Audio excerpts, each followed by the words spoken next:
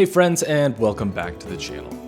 So this is something new because I moved at the end of last year and I decided I kind of just needed a break.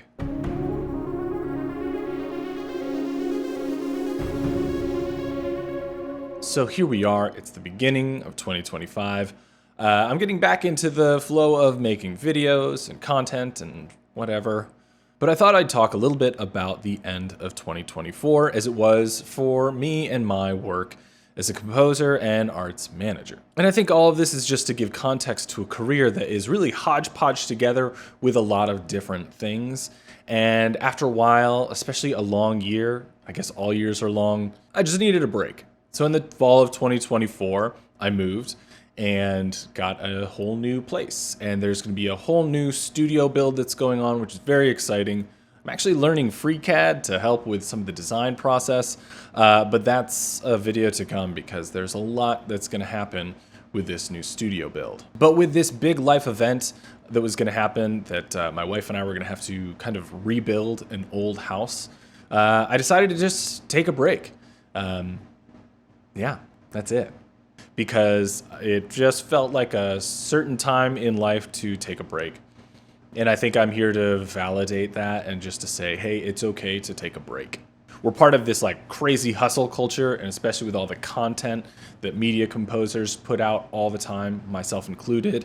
We're always hunting for the next gig, and it can be really tough to live in the present while also, hunting for your next meal. And so there's this hustle culture, and we're also in awards season, so everybody's promoting their work that they've done throughout the year. And there's nothing wrong with working hard, but I just felt like time had come to take a more extended break. And so I spent the last several weeks working on a house, building floors, doing the things that would make it livable. So I think enough had happened that it was time to just take a refresher. And to say that I was taking a break, that really just meant that I took a break from certain creative activity in composing. Because I still am executive director for the Ear Taxi Festival, I'm executive director for the Hyde Park Youth Symphony, I consult with several other arts organizations, and also the Chicago Media Composers and Lyricists, which was hosting events in December. So it's not like life slowed down at all, but trying to make space to clear my head artistically. And I think part of this happened because of moving and all of the craziness that happens with that. But also after the release of Alphabet, I kind of felt satiated. I didn't have much to say after that. That happened, of course, in August. But, I was promoting the album throughout the fall. And after releasing that, I kind of just felt like, all right, I don't really have anything to say right now. So I'm just going to not say anything. So yeah, I think hustle culture is kind of stupid. And I think we spend too much time working as a society, and we should, find ways to live in the now as much as we can. Life is short, right? And I think if you want to be writing music or writing about life, you have to live life sometimes too. So for me, my career has always kind of followed that academic calendar because for a long time I was teaching, and so the year kind of wraps up and then you have this kind of extended break for the academic calendar. And as a composer, I've seen that too. The education institutions aren't really performing new works at that period of time, or they're finishing up whatever they've been doing. Same with the professional orchestras. And then also with films, nobody's starting a new film at that time. We're all kind of wrapping up projects and getting ready to start anew in the new year. So it's a perfect time for me to just kind of take a step away from it all.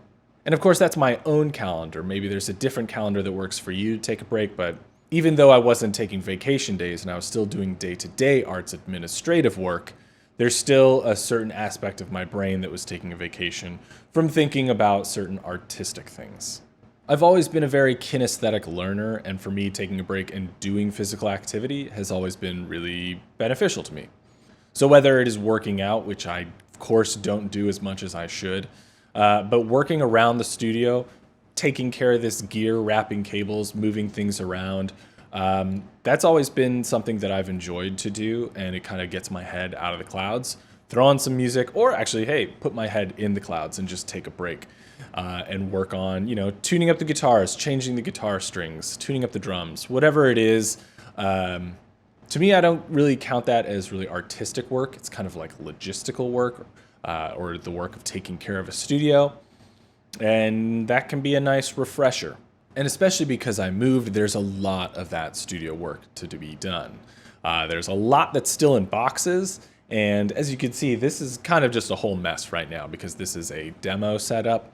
But at some point, I'll have to do even more work to build everything. I have a dog, so I take lots of walks in a day, and that is a great refresher for me. I think taking walks has often been a getaway for composers. Mahler used to take walks.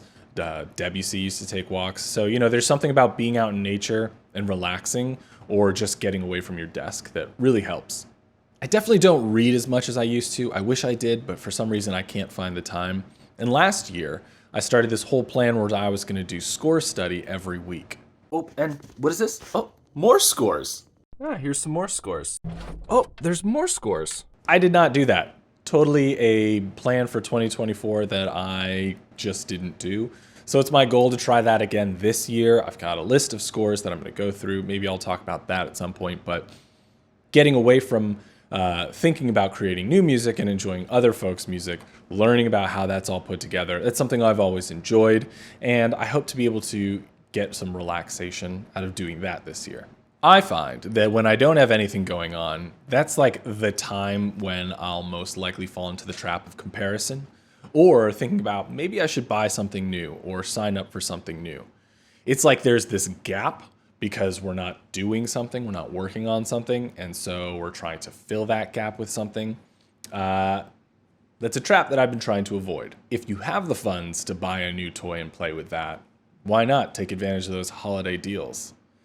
I certainly did when I purchased the update for FabFilter EQ4. More on that soon. But yeah, I do that sometimes too. But then there's also all sorts of free plugins, your own gear, if you're looking to do something that's more playful or artistic. And that's not necessarily composition, right? I mean, it can be if you want it to be, but something I'll like to do is pull up a plugin that I haven't used in a long time and just mess around with it. There are so many plugins that all of us have from all of these bundles we've bought that we've probably never touched. And if that's not you, good for you. I am terribly guilty of that. So part of a break could just be playing around and just exploring new things without any goal of writing a new song. There's nothing to do with composition. I don't have to master the track or whatever. It's just playing around with the software. But if the allure is to feel like I'm starting to compare myself to others who do have work or who are not taking a break, and then I feel bad about taking a break, that's where it's like, okay, so do I need to play? What do I need to do to get myself out of that headspace? Another thing that I've done when I am like done with a year of projects or just kind of done with stuff, do you like your own music? So I spoke with this designer once, and she was saying that she finishes a project and then she never looks at it again. And she never goes through her own work because she's just doesn't want to ever think about it again. And I'm not saying that relationship is good and or bad, but sometimes I like to go back through and just listen to previous work, listen to demos, listen to finished music. Are there things of yours that you like? And have you gone back through that in a while? I think it's really interesting to me to listen to music from maybe a decade ago or maybe a year ago. And just, do I still like that? Is it still part of my voice? And this isn't like a real, deep thought that I'm having. Sometimes it's just like, let's throw on MMXX and see where I'm at with that piece of music right now. And it's not really critical analysis. It's just listening back and kind of a review.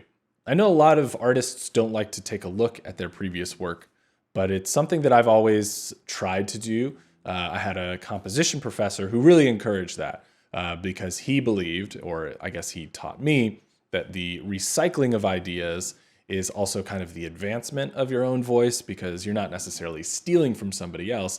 You're building on top of ideas that you've had in the past. And I think we all probably do this subconsciously while we're also adding in whatever ideas we're consuming from around us, ideas about plugins, new instruments, certain sounds that we hear in the world. But there's also just like taking a look at your own repertoire, your own catalog, and building off of that.